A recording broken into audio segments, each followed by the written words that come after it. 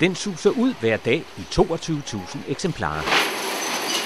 Og i den anden ende står en stab af friske bude, klar til at bringe den ud til læsere i by og på land. Hvis man kan følge lidt med og godt kan lide vores samfund også, så synes jeg, det er det vigtigt, ja. Man skal vide, hvad der sker i lokalsamfundet, og det synes vi er ret vigtigt, når vi kommer rundt forskellige steder. Der er de trofaste læsere. De nyheder, der kommer i avisen, dem er vi jo glade for, fordi vi kan følge med i mange flere ting. Og så er der dem, der har valgt at leve uden den. For det første har jeg ikke råd til at have den, og for det andet så interesserer den mig ikke, fordi der står for lidt om de lokale hernede. Og der bliver flere og flere af dem, som ikke holder avisen. Kenneth Jensen har i dag kun 18 abonnenter på sin landrute.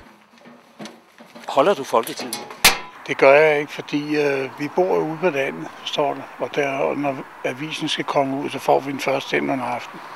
Så vi køber den, altså, når vi synes, der er noget spændende i den, ikke? Nej, det gør jeg ikke. Hvorfor gør du ikke det? Det ved jeg ikke, jeg får ikke læst den. Det må jeg indrømme, det gør jeg ikke. Hvorfor gør du ikke det? Det er simpelthen rent af økonomisk spørgsmål. Men uanset hvad, så er avisen noget, næsten alle har en mening om. Der kan vi godt hilse på, ikke? Jeg kan lide den, fordi den er delt op i fritid og båd, og så man kan, både farmand og jeg kan sidde med hver vores sektioner. Og den er godt fortalt hele tiden. Der skal være noget mere lokalt hernede, altså hernede fra i hvert fald. Det eneste, jeg mangler i den, synes jeg, lidt mere for hele landet. At man får lidt mere at vide. Der står en lille bitte spalte hver dag. Det er alt. Og der synes jeg, der er for meget hernede fra. Jeg ved godt, det er lokalavis, men der må godt være lidt også fra andre steder. De gange jeg har set den, der er der sådan stået Nykøbing det der, og så er der stået Nykøbing på den anden side, og så skulle man fare rundt hele tiden for at finde ud af, hvor man egentlig var henne. Jeg synes, den er meget rodet. Der er dog også dem, som næsten aldrig kunne drømme om at åbne en avis. Det skete et par gange, men ikke sådan. Hvorfor gør du ikke det? Det ved jeg ikke, jeg læser ikke ret meget avis. Det er mere det der sladderblad, man læser. Selvom man er avisbud, så er der ingen garanti for, at avisen bliver læst. Fordi at jeg synes, det er nogle ting, som jeg ikke har brug for at vide, der står i den altid.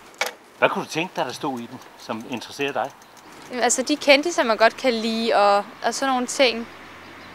Men det kan man bare finde på nettet, så det er lidt nemmere. Og så et lille hjertesuk, når nu chancen endelig er der for at tale direkte til dem, der laver den daglige avis. Det her, det er ret tit, at der mangler ligesom 1 centimeter i den ene halvdel, når man lukker det sammen.